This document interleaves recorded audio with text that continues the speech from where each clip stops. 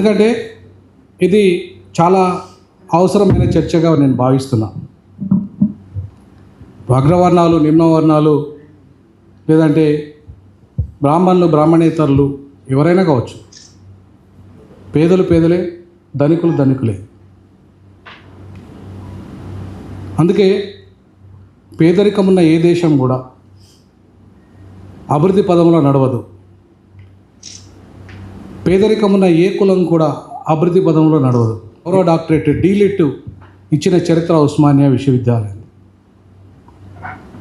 ఆ ఉస్మానియా యూనివర్సిటీ ప్రొఫెసర్గా ఒక 20 ఏళ్ళు అందులో పనిచేయడం జరిగింది. 53లో బాబాసాహెబ్ అంబేద్కర్కి గుర్తించిన ఉస్మానియా యూనివర్సిటీ తర్వాత మర్చిపోయింది ఆయన. నేను 2013లో మొదటిసారిగా బాబాసాహెబ్ అంబేద్కర్కు జనవరి 12th రోజును జాతీయ ప్రతిభావంతుల దినోత్సవంగా, ఆ రోజు స్వామి వివేకానంద జయంతి కూడా. ఈ ఇద్దరి మేధావులు ఈ దేశానికి నవనిర్మాణం వైపు పయనించిన వాళ్ళు కాబట్టి జనవరి 12న జాతీయ ప్రతిభావంతుల దినోత్సవంగా అధికారికంగా నిర్వహించడం జరిగింది. ఒక న్యాయ కళాశాల ప్రిన్సిపాల్గా ఒక 20 ఏళ్ళు నేనున్న 20 ఏళ్ళు కూడా అధికారికంగా హెచ్ఓడిగా ఉన్నా కూడా, డీన్గా ఉన్నా కూడా, డీన్గా ఉన్నప్పుడైతే డీన్ అవార్డు కూడా ఇవ్వడం జరిగింది విద్యార్థులకి, ప్రతిభావంతులైన విద్యార్థులకి. కులంతో సంబంధం లేదు, అక్కడ మతంతో సంబంధం లేదు. ఎవరైతే ప్రతిభ చూపెడతారో లా విభాగంలో వాళ్ళందరికీ కూడా నేను ప్రతిభావంతుల అవార్డులు ఇవ్వడం జరిగింది. వాళ్ళు న్యాయమూర్తులైనా, న్యాయవాదులైనా, ఆ రంగంలో నిష్ణాతులైన అధ్యాపకులైనా, ఎవరైనా సరే జనవరి 12న ఖచ్చితంగా అక్కడికి ఉస్మానియా యూనివర్సిటీ న్యాయ కళాశాలకు వచ్చేవారు. దేశ విదేశాల నుండి కూడా నేను ఇన్వైట్ చేయడం జరిగింది. నా పూర్వ విద్యార్థులను కూడా, పూర్వ డీన్స్ను, పూర్వ ప్రిన్సిపల్స్ను, పూర్వ విద్యార్థులను. ఎందుకు నేను ఈ ఇద్దరిని నవనిర్మాతలుగా, భారతదేశ నవనిర్మాతలుగా భావించాను? ఒక అంబేద్కర్ని ఎందుకు భావించలేదు? నవభారత రాజ్యాంగ నిర్మాత Babasaheb Ambedkar I'm a first Nationalist and the last Nationalist అని చెప్పాడు. ఈ దేశం ఫస్ట్, ఈ దేశం లాస్ట్ అని కూడా చెప్పాడు ఆయన. ఎందుకు చెప్పాడు ఆ మాట అంటే, ఒక నిజమైన భారతీయునికి ఖచ్చితంగా ఈ భావన ఉండాలి. ఈ దేశంలో నాకు బాగా నచ్చిన మేధావులు, ఆధ్యాత్మిక మేధావులు స్వామి వివేకానంద. ఎందుకు? అసమానతలు లేని, వివక్షత లేని సమసమాజ నిర్మాణం కావాలని కోరుకున్నాడు హిందూ మతంలో. ఎవరు? స్వామి వివేకానంద. స్వామి వివేకానంద ఏ దేశం పోయినా నా మతాన్ని చాలా గొప్ప మతంగా చెప్పుకున్నాడు.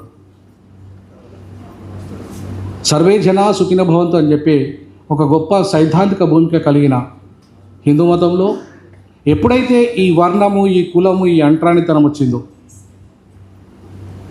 అప్పుడు వివక్షత మొదలైంది. సో వర్ణము, కులము, అంటరానితనం అనే ఈ 3 దురాచారాలు, దుస్సాంప్రదాయాలకు ఎవరు కారణం? కారణం ఎవరైనా సరే అవి దుస్సాంప్రదాయాలు హిందూ మతంలో. అంబేద్కర్కు ఎక్కడ పేచీ లేదు, హిందూ మతంతో పేచీ కాదు ఆయనది. హిందూ మతము ద్వారా వచ్చిన అంటరానితనంతోనే ఆయన పేచీ. అంబేద్కర్ ఇవాళ ప్రపంచవ్యాప్తంగా ఆయన యశస్సు విరాజిల్లింది. అలాంటి అంబేద్కర్ పేరుని ఊరికే సమాజంలో అన్ని వర్గాలు పెట్టుకుంటాయా? ఉదాహరణకి బ్రాహ్మణ సమాజ వర్గం కానీ, క్షత్రియ సమాజ వర్గం ఏమైనా పెట్టుకుంటారా? క్వశ్చన్ నెంబర్ 1, ఎందుకు పెట్టుకోరు? అంతేకాదు, ఏ ఇంటర్వ్యూకో, ఏ ఐటీ కంపెనీ ఇంటర్వ్యూకో వెళ్ళినప్పుడు సర్టిఫికెట్లో కుర్రాడి పేరు అంబేద్కర్ అనగానే ఇతను సమాజంలో అత్యున్నత వర్గాల నుంచి వచ్చి ఉంటాడని అనుకుంటాడా? అనుకోడు. ఎందుకు అనుకోడు? That's my question. ఎందుకు అనుకోడు? అట్లాగే ఆఫీసుల్లో, కార్యాలయాల్లో చాలా పెద్దవాళ్ళు అంబేద్కర్ మీద భక్తి ఉన్నట్టుగా ప్రకటించినటువంటి వాళ్ళు అంబేద్కర్ని ఇళ్ళ తీసుకెళ్ళి ఇంటి దగ్గర ఫోటోలు నేను ఎప్పుడు చూడను. గాంధీ గారి చూస్తా, పటేల్ గారివి చూస్తా, సుభాష్ చంద్రబోస్ గారు చూస్తా, అందరి సేవ త్యాగం చేసినప్పుడు అందరివి చూస్తుంటాను నేను. సో అంబేద్కర్ ఆఫీస్ నుంచి ఇంటి వరకు ఎందుకు రాలేదు? That's the question. 2, చిత్రం. నిజానికి ఒక పేరు ఒక బానిసకి కానీ, సమాజంలో దూరంగా ఉన్న వాళ్ళకి కానీ, సమాజంలో వెలివేసిన వాళ్ళకి కానీ మంచి పేరు పెట్టినా అది ఆ పేరుకే అపఖ్యాతి ఎందుకు వస్తుంది? ఒకప్పుడు మాలా మాదిగ అనేవారు. గాంధీ గారు బాగుండలేదని హరిజన్ అన్నారు. హరిజన్ కూడా బాగాలేదని అంబేద్కరే వ్యతిరేకించారు, అది వేరే విషయం. ఇప్పుడు దళితులు అంటున్నారు, అసలు అంబేద్కరైట్లు అంటున్నారు. కానీ అంబేద్కర్ని నిజానికి అంబేద్కర్ పేరు ఆయన సొంతం కాదు, ఒక అస్పృశ్యుడి పేరు కాదు, ఒక బ్రాహ్మణుడి పేరు.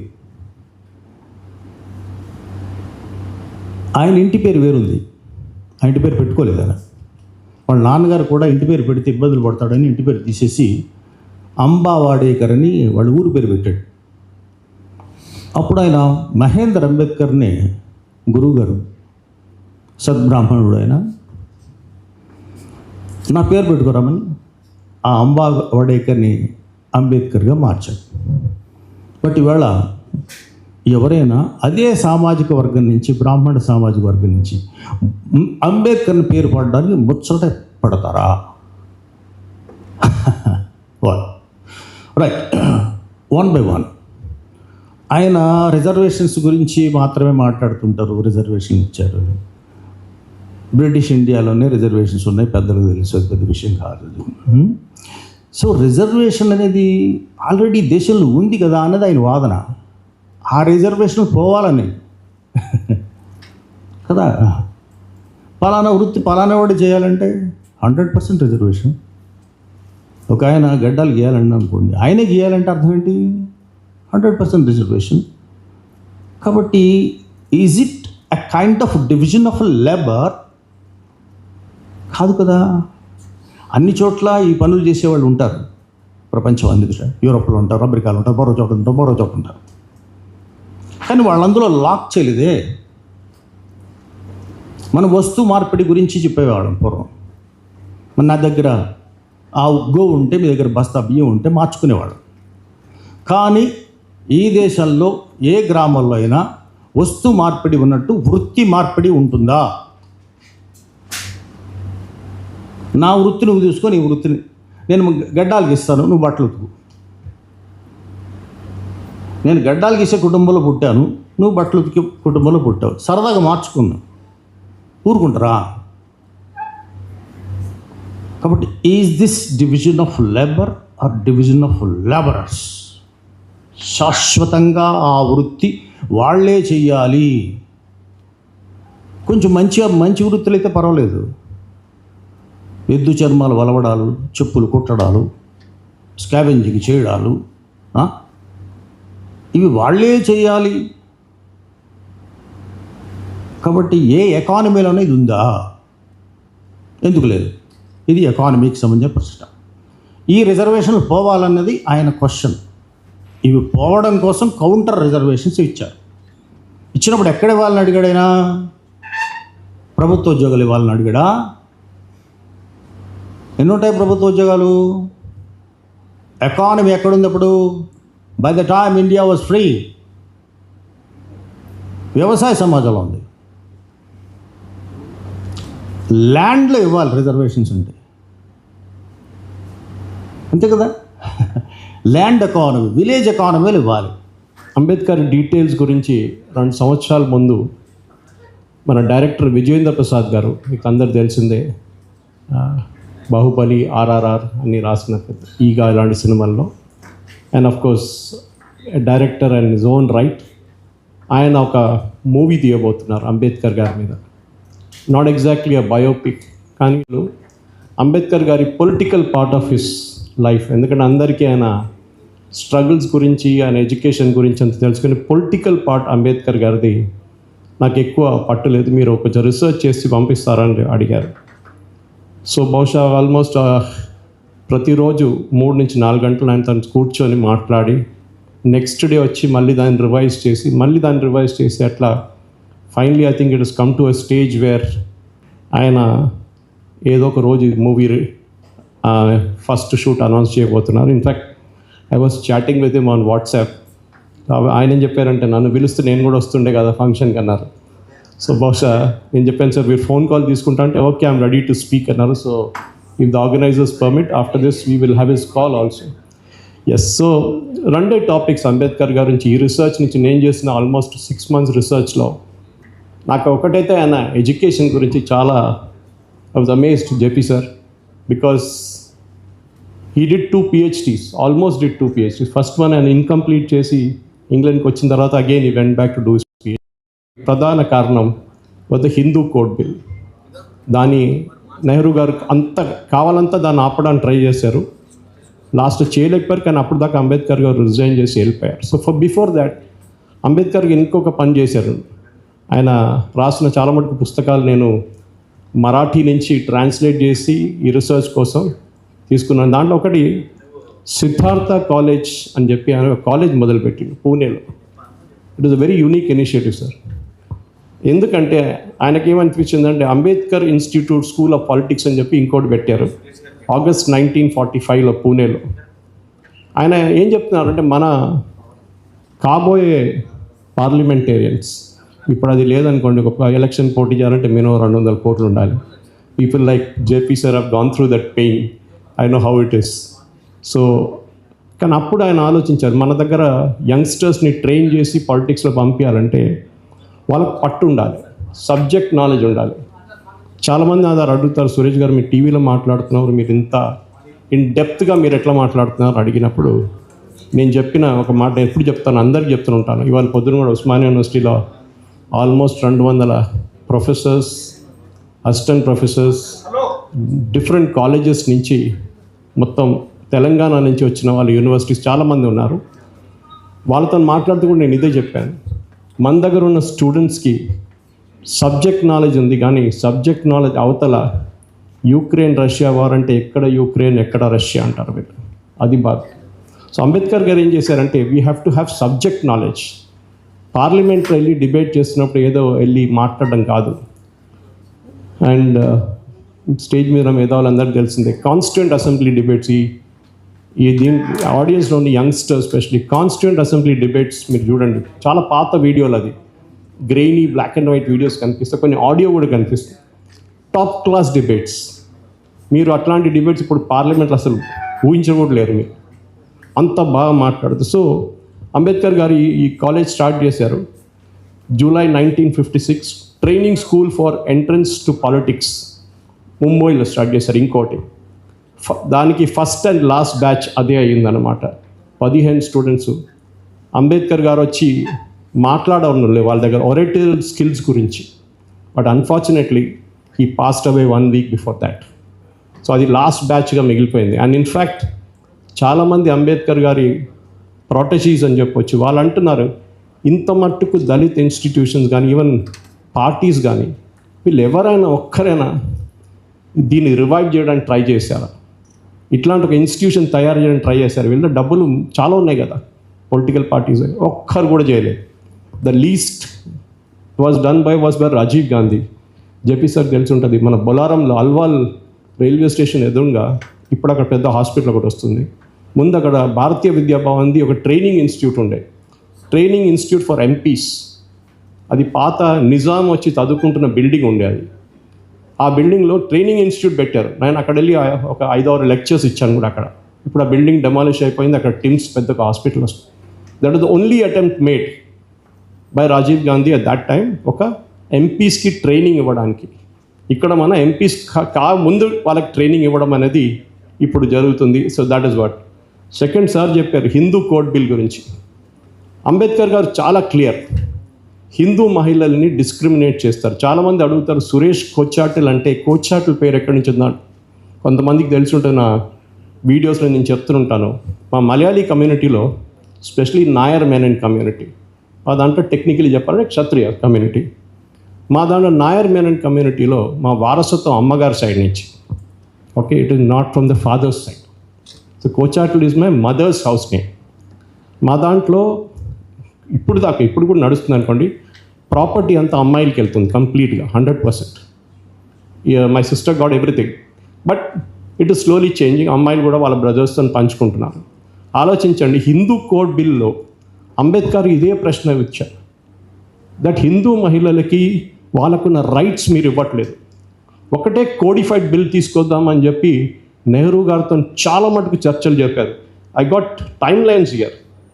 1 సెప్టెంబర్ 1951 అంబేద్కర్ గారు అన్నారు, నేను ఎక్కువ రోజులు ఉండను, నా హెల్త్ మొత్తం డిగ్రేడ్ అవుతుంది, ఏ రోజైనా నేను పోతాను, కానీ వెళ్ళే ముందు I want to see this bill passed. కానీ నెహ్రూ ట్రైడ్ హిస్ బెస్ట్, ఎందుకంటే ఆ టైంలో నా కాంగ్రెస్ ఎంపీస్ అందరూ దీన్ని వ్యతిరేకించారు.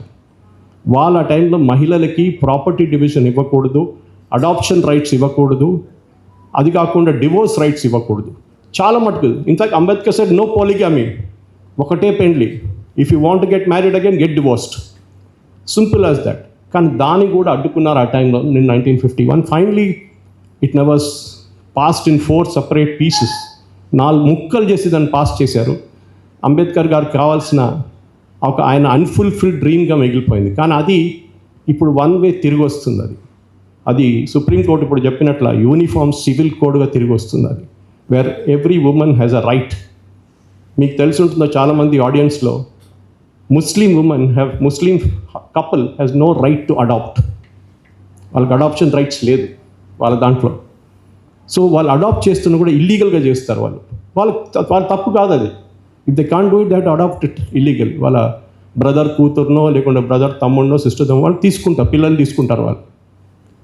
ఇది కోడిఫైడ్ దీంట్లో యూసీసీలో వచ్చేస్తే ఐ థింక్ అంబేద్కర్ గారికి మనం చేసే చాలా మంచి ఒక పెద్ద ఏం చెప్తారు, ఒక కరెక్టింగ్ హిస్టారికల్ రాంగ్ అంటారు దానికి. So I think my time is done and more than happy.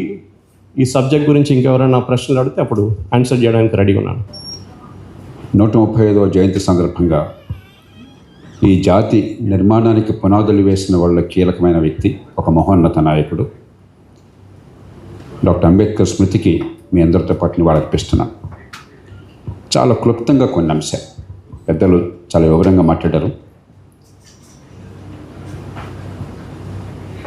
ఈవేళటి పరిస్థితుల్లో మనం ఇప్పుడు ఏం చేయాలనే దానికి చాలా క్లుప్తంగానే వస్తాను. తర్వాత మన ఉపన్యాసాల కంటే చర్చలో ఏమన్నా ఉపయోగపడుతుందని ఆశపడుతున్నాను.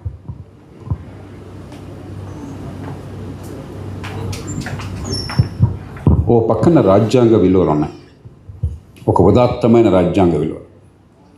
ఏ దేశమైనా కూడా గొప్ప కళలతో రాజ్యాంగ నిర్మాణం చేసుకుంటుంది. మరో పక్కన ఇంకా సాంప్రదాయ వాసనలు వదలనటువంటి సమాజం. ఈ మధ్యలో రాజ్య నిర్మాణం, రాజకీయం ఈ రెంటికి సంధానం చేయాలి.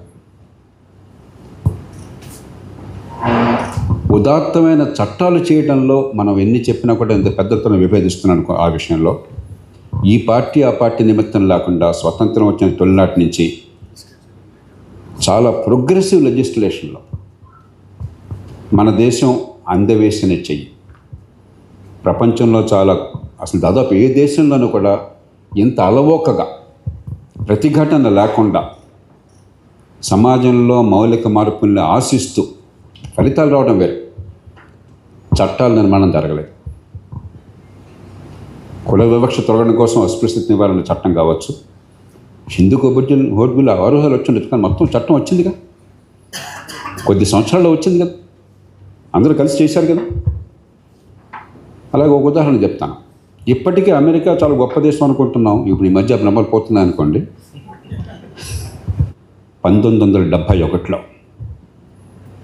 సమాజంలో ఒక్క వర్గం ప్రతిఘటించిందా? పార్లమెంట్లో ఒక్కడి వ్యతిరేకించారా? అప్పటి నుంచి ఇప్పటిదాకా 10 లక్షల మంది మహిళలు సంతానోత్పత్తి విషయంలో తమ స్వేచ్ఛని ఏ రకమైన అవరోధం లేకుండా నిర్వహించగలుగుతున్నారు. కాబట్టి రాజకీయంలో చాలా తప్పులని, రాజకీయాన్ని నేను అండగట్టినంత బహుశా గత 30 ఏళ్లలో ఈ దేశంలో ఎవరే అండగట్టాలి. కానీ అంతా రాజకీయం తప్పు కాదు. ఈ దేశంలో చాలా లోపాలున్నా కూడా సమాజం మారాలన్న కోరికతో, స్వతంత్ర పోరాట స్ఫూర్తితో జాతి నిర్మాణం ఒక 70-80 ఏళ్ళు జరిగింది కాబట్టి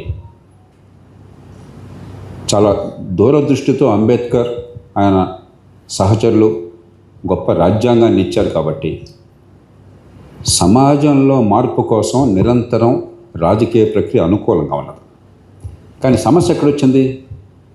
అనుకూలత సంకల్పంలో ఉన్నది, ఆచరణలో అనుకున్నంత రాలేదు. అసలు వైఫల్యం అంటే నేను ఒప్పుకోను, అనుకున్నంత రాలేదు. ఆ నేపథ్యంలో ఏమిటి వేళ? ఇంతకుముందు ప్రస్తావన వచ్చింది, అత్యంత భయంకర వైఫల్యం, పుట్టుకతో వివక్షను కొనసాగించడానికి కీలకమైన కారణం ఏమన్నా ఉంటే విద్యలో భారతదేశం భయంకరమైనటువంటి వైఫల్యం. ఇందాక పెద్దలు మాట్లాడుతూ విద్యలో బోళ్ళంత నాలెడ్జ్ ఉందంటున్నారు, నేను ఒప్పుకోను. 100కి 90 మందికి పొట్టగోస్తే అక్షరం ఒక్కరాని విద్యను అందించి విద్యను నటిస్తున్నాం మనం. నాకు కటువైన మాటలు చెప్తున్నాను. దృష్టాంతాలకు ప్రశ్న వాళ్ళు దోచుకోలేదు, చర్చలోకి వస్తే చాలా దృష్టాంతాలు చెప్తాను. ఊరికే ఊకతంపుడు మాట్లాడటం కాదు. దాదాపుగా 27-28 ఏళ్ల క్రితం ఒక సమావేశంలో మొట్టమొదటిసారిగా బహిరంగ మాట చెప్తున్నాను. ఒక అధ్యాపకుల యూనియన్ సమావేశంలో పాల్పంచున్నాను. ఆ అధ్యాపకుల యూనియన్ ఏమిటిది? ఆనాటి మావోయిస్టులకు అనుబంధ సంస్థ. నా పక్కన వేదిక మీద ఎవరున్నారో వరవర్రావు గారు. ఈవేళ చెప్పిన మాటలు ఆనాడు కట్టుగా చెప్పాను. ఏమయ్యా, పిల్లలకి విద్యను అందించిన వ్యవస్థ ఎందుకు? మీరంతా అధ్యాపకులు అని చెప్పుకుంటున్నారు జీతాలు తీసుకుని. ఏం జరుగుతుందని చెప్పంటే వాళ్ళు చేసిన విత్తండవాదం నాకు ఒక పక్కన ఆగ్రహాన్ని, మరో పక్కన కన్నీళ్ళని తెప్పించింది. వాళ్ళంతా మావోయిస్టులు అని చెప్పుకున్నారు. ఏమన్నారు తెలుసా? పేదరికం పోకుండా విద్య ఎట్లా వస్తుంది? నేను చాలా పరుషంగా చెప్పాల్సి వచ్చింది. గాడిదలారా, ప్రపంచ చరిత్రలో ఆధునిక ప్రపంచంలో ఎక్కడన్నా సరే విద్య అందకుండా పేదరికం పోయిన దాఖలా కూర్చోబెట్టండి నాకని చెప్పాను. మనం డ్రామాలు ఆడి యథాస్థితిని కొనసాగించి సిద్ధాంతాల మాటను దాగి దేశంలో అసమానతల్ని పెంచి పోషించాం. ఇది కేవలం రాజకీయం తప్పు కాదు. రాజకీయం వనరుల్ని గణనీయంగా ఇస్తున్నది, చట్టాలను చాలా పసందుగా చేస్తుంది. Right to education act, universal education విధానాలు రూపొందించి ఖర్చు పెడుతున్నది, fee reimbursement, KG to PG, ఇవన్నీ డ్రామాలన్నీ కొనసాగుతున్నాయి. అసలుదే లేదు, విద్య అందటం లేదు. 1,15,000 రూపాయలు తెలంగాణలో పాఠశాల విద్యకి ప్రభుత్వ స్కూళ్ళల్లో ప్రభుత్వం ప్రతి బిడ్డ మీద ఏడాది ఖర్చు పెడుతుంది. ఎంతకంటే ఎక్కువ ఖర్చు పెట్టగలం? అవసరం ఎంతకంటే ఎక్కువ. విద్య లేకుండా అసమానత ఎట్లా తొలగిస్తారు? అంబేద్కర్ మౌలికమైన పోరాటం ఏంటి? పుట్టుకతో ఏ బిడ్డ ఎక్కువ తక్కువ కాదు, మనం మూర్ఖత్వంతో తక్కువ ఎక్కువ చేశాం. దేవుణ్ణి నమ్మితే దేవుడు, ప్రకృతిని నమ్మితే ప్రకృతి, బిడ్డలందరికీ కాస్త అటు ఇటుగా సమానంగా మేధస్సుని పంచింది. ఆ మేధస్సు వెలికి తీయాలంటే మానవ జాతికి మాత్రమే విద్య అనేది అవసరం, మిగతా జంతువులకు అవసరం లేదు. ఆ విద్య అందించకుండా, ప్రతిభని వెలికి తీయకుండా, నైపుణ్యాన్ని పెంచకుండా, వాళ్ళ కాళ్ళ మీద నిలబెట్టకుండా, సంపాదించే శక్తిని ఇవ్వకుండా ఎట్లా పేదరికం పోతుంది? ఎట్లా వివక్ష జరుగుతుంది? మన సమాజంలో కులం స్పృహ ఉన్నా ఇప్పటికీ దయాదాక్షిణ్యాలు ఉన్నాయి. ఇంట్లో పని మనిషిగా దళితులు నుంచుకుంటాం, దయగా చూస్తాం, మంచి భోజనం పెడతాం. కానీ వాళ్ళ పిల్లలకి మన పిల్లలతో సమానంగా చదువు రావట్లేదన్నది మనకు తట్టదు. అసలు ఎక్కడో పొరపాటు ఉందో మనకు తట్టదు. సమాజం తప్పు. మరి రాజకీయం ఏం చేసింది? పరిపాలన ఏం చేసింది? కాబట్టి మొట్టమొదటిది నిజంగా మనం కనుక నమ్మినట్టయితే వాళ్ళు మాట్లాడే మాటలన్నీ, అంబేద్కర్ కన్నా కళలు నిజం కావాలని కోరుకున్నట్టయితే ఒకే ఒక్క మంత్రం దేశంలో అందరికీ మంచి ప్రమాణాల అత్యుత్తమ స్థాయి పాఠశాల విద్య, ఏ తల్లి గర్భాన బిడ్డ పుట్టిందన్న తేడా లేకుండా. ఇది అసాధ్యమా? ప్రపంచమంతా చేసింది ఒక పవిత్ర భారతదేశంలో తప్ప మరెక్కడ ఇంత అధ్వానంగా లేదు. ప్రపంచమంతా చేసింది. కాస్త అభివృద్ధి కామకమైన ప్రతి దేశము సాధించింది, ఈ దేశం ఎందుకు సాధించలేదు? ఆరోగ్యం ఇందాక చెప్పారు కాబట్టి ప్రత్యేకంగా నాకు వెళ్ళటం లేదు. రెండోది, రిజర్వేషన్లే పరిష్కారం అని నటించి ప్రభుత్వోద్యోగాన్ని వివక్ష పోవడానికి మార్గంగా ఇప్పటికి కూడా మనం ప్రజల్లో ప్రచారం చేస్తున్నాం. సంపద పెంపులో భాగస్వాముల్ని చేయకుండా సంపదని తింటంలో భాగస్వాముల్ని చేస్తే దేశం ఎట్లా బాగుపడుతుంది? రిజర్వేషన్ పరిష్కారంగా నటిస్తే ఉద్యోగాల్లో ఏ రకంగా దేశం బాగుపడుతుంది? ఒక అవకాశాన్ని కల్పించాలని బాబాసాహెబ్ ప్రతిపాదిస్తే అది శాశ్వత పరిష్కారంగా నటించి కులాల మధ్య తంపులు తెచ్చి రిజర్వేషన్ ఉందా లేదా అన్న కారణంగా యువతలో వైమనస్యాలు కల్పించి పరిష్కారంగా నటించి సమాజాన్ని భ్రష్టు పట్టిస్తున్నాం.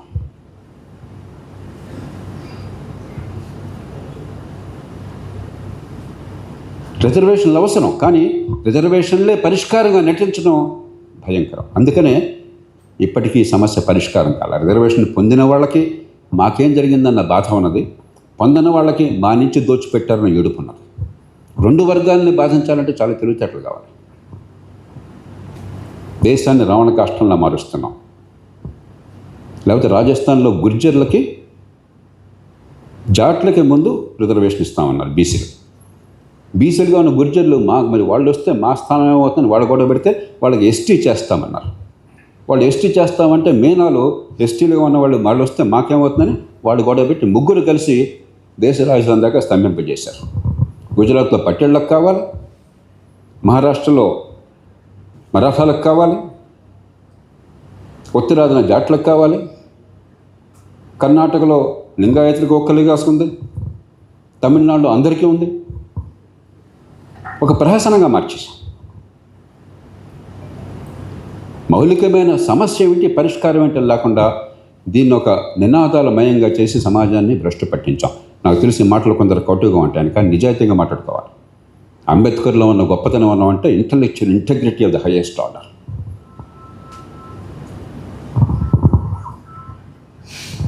సంపద సృష్టిలో భాగస్వాములు చేయటం ఎట్లా? మూడోది, కాగితం మీద చట్టబద్ధ పాలన ఉంది. వినోద్ కుమార్ గారు లా ప్రొఫెసరు, లాయర్. ఆయన ఇందాక చెప్పారు, మనందరికీ తెలుసు ఈ దేశంలో బడితో ఉన్నవాడిదే బర్రె తప్ప చట్టం అందరికీ సమానంగా వర్తించే ఏర్పాటు ఉన్నదని గుండె మీద చేసి ఒక్కళ్ళని చెప్పగలము.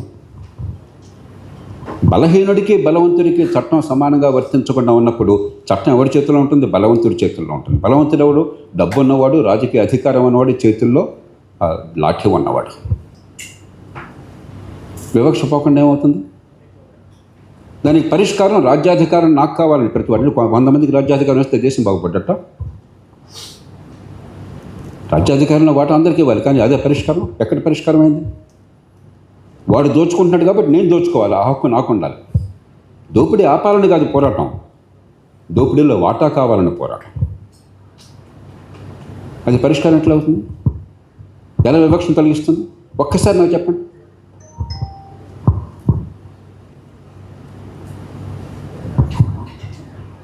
చట్టబద్ధ పాలన. వివరాల్లోకి వెళ్ళడం అప్పుడు సమయం లేదు, అవసరం లేదు. 4, చిన్న పట్టణాలు. మన చర్చలో చాలా భాగం సంఘటిత రంగం గురించి ఆలోచిస్తున్నాం. మనందరం కూడా కాస్త చొక్కాలు లాగులు వేసుకునేవాళ్ళం, కొంత చదువుకున్న వాళ్ళం. తల్లిదండ్రులు త్యాగాలు చేసి మన స్కూళ్ళకు పంపించారు, కాలేజీలకు పంపించారు. ఈ ప్రభుత్వాలు మన ఆదరించినాయి, ఉచితంగా చదువుకున్నాం. మనకి ఇంతకు మించి ఆలోచన రావటంలా. కానీ దేశంలో 100కి 90 మంది ఇవాళ పనిచేసేవాళ్ళు అసంఘటిత రంగంలో రెక్కాడితే కానీ డొక్కాడని వాళ్ళు, నెల జీతం లేని వాళ్ళు, ఉద్యోగ భద్రత లేని వాళ్ళు.